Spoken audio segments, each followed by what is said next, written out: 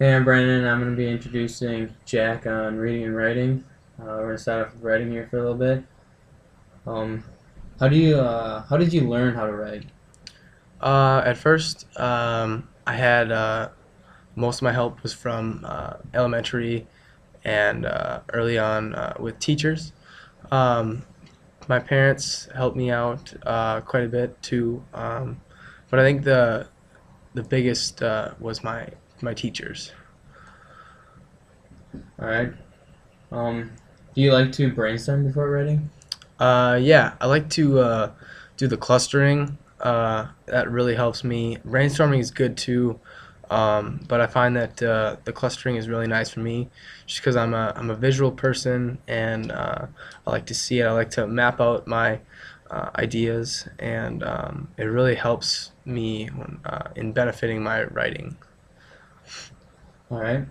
Um, what did you do to learn how to spell words, and how do you think that affected you with your writing structures?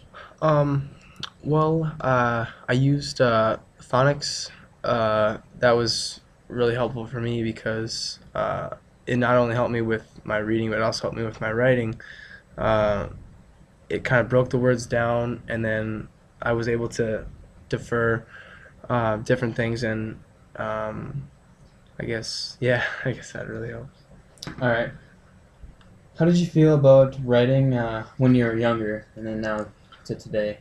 Um, the writing when I was younger was kind of difficult and first starting out. A lot of it was we first learned how to do cursive and stuff, and that was really difficult because it's just totally different way of writing. So I just think that as I went through school, um, it was really a lot easier for me now, um, just because I know how to write. I like to write. I'm not great at it, like telling a story per se, but I've gotten a lot better. Yeah. All right, now we're switch it up a little bit, and we're going to talk a little bit about reading. Okay. How did you learn how to read? Um, my parents they read to me, and I liked reading. I liked hearing stories, so I wanted to learn. Um, they helped me out a lot actually, and teachers helped me out too. Reading, like in class and stuff like that, was good.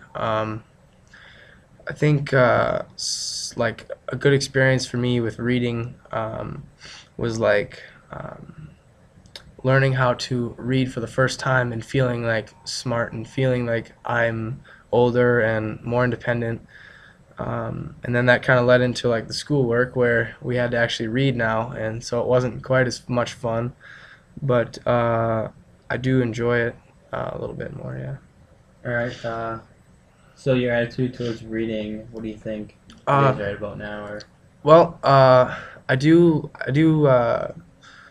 don't mind it. I guess would be a better way to put it. As much now, just because we can choose what we read. I guess so that helps out a lot. Mhm. And I guess talk about my favorite like kinds of reading. All right. So what types of books or like Yeah. different types of materials do you mostly like to read? Okay. I like to read sports.